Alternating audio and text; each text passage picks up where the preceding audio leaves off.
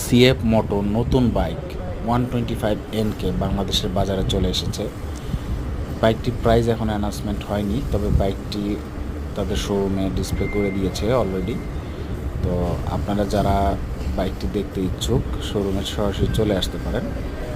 আসলে বাইকটি অত্যন্ত সুন্দর, দেখেন পিছ থেকে যে style, design, dual ABS, TFT display, everything কোনো কিছুই 125cc বাইকের সাথে কম্প্যারেবল না, 150cc সাথে কম্প্যারেবল। ইভেন 150cc ম্যাক্সিমাম বাইকের থেকে এটার ফিচার্স অনেক অনেক বেশি।